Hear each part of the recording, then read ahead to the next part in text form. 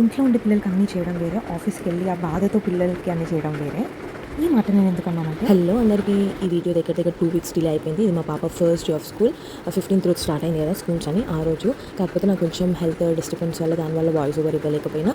And ఈ voice over ఇస్తుంటే మనసులో ఒకలాంటి బాధ అంతా ఏంటంటే పిల్లలు పెరిగిపోతున్నారు, స్కూల్కి వెళ్తున్నారు, అది కాదు.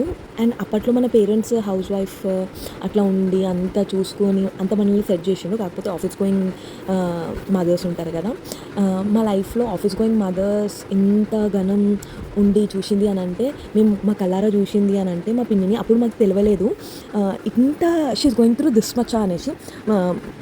అంటే ఎట్లా చెప్పాలంటే, తను మా తమ్ముడు చిన్న ఉన్నప్పటి నుంచి మా నాన్నమ్మ ఉండే చూసుకోవడానికి. బట్ ఎంత ఎవరున్న మదర్ లేని లోటు ఉంటుంది కదా. ఈవెన్ దో మా నాన్నమ్మ చూసుకున్న ఏది ఉన్నా కూడా, బట్ మా పిన్ని ఎట్లా అంటే ఆమె హెచ్ఎస్బిసిలో మేనేజర్, సీనియర్ మేనేజర్. సో తను ఆ పొజిషన్కి వచ్చింది అని అంటే, తను ఎన్ని ఇయర్స్ నుంచి ఎంత స్ట్రగుల్ పడుకుంటే ఆ పొజిషన్కి వచ్చిందో చూడాలి. అండ్ మెయిన్ థింగ్ ఏంటంటే, చిన్న బాబు, మా తమ్ముడు చిన్న బాబు ఉన్నప్పటి నుంచి ఇంట్లోనే వదిలేసి జాబ్కి వెళ్ళేది.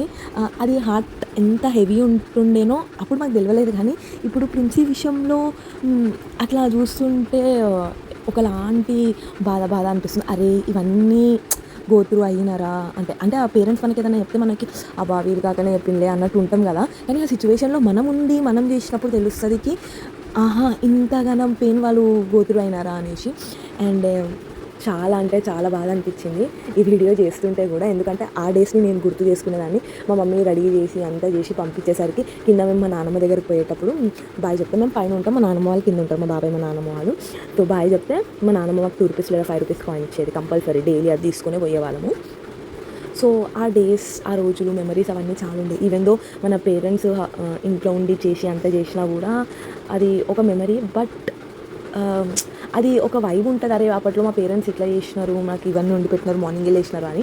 బట్ మా పిన్ని ఫేస్ చేసిన స్ట్రగుల్ అయితే చాలా. ఎందుకంటే ఆఫీస్ పోయి సగం ట్రావెలే ఉండేది. ఇప్పుడు మనం పోతుంటే అప్పుడు తెలుస్తుంది, అరే ఇన్ అవర్స్ జాబ్ ఎందుకు ఉంటుంది అని. మనం ఒకప్పుడు ఇట్లా ఆలోచించే వాళ్ళు ఉంటారు. కాకపోతే ఫ్యాక్ట్ మాట్లాడాలంటే in hours job, 1 hours job కాదు, సగంకి సగం ట్రావెలింగ్లోనే పోతుండే.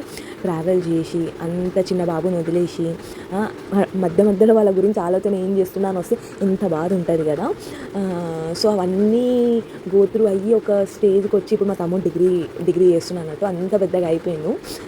సో ఇన్ని ఇయర్స్ తన కష్టం అది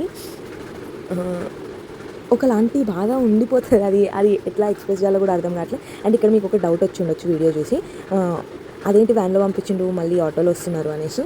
పాపను పంపివ్వడం అయితే వ్యాన్లోనే పంపించినాను. కాకపోతే ఎందుకో నా మనసు ఒప్పక జర బాధ చేసి మళ్ళీ పాప వెనకాల నేను ఫాలో అయిపోయినా. సో తను పోయినాక మళ్ళీ నేను రిటర్న్ అయినా అన్నట్టు.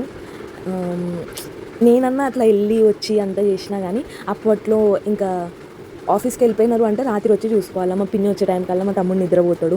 మళ్ళీ మార్నింగే లేచి కొంచెం టైం స్పెండ్ చేద్దాం అనుకునేసరికి క్యాబ్ టైమింగ్ అది ఇది అని వస్తుంది.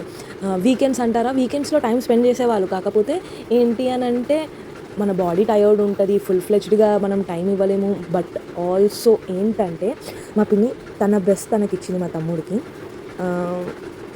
ఇప్పుడు తమ్ముడు డిగ్రీలో ఉన్నా కూడా ఈవెన్ నౌ మా పిన్ని వర్క్ చేస్తుంది. మధ్యలో మా పిన్ని కొంచెం హెల్త్ బాగాలేక అట్లా ఉండి మేము వదిలే అన్న కూడా she'll say no, I have to go అంటే దట్ డెడికేటెడ్ షీ ఇస్.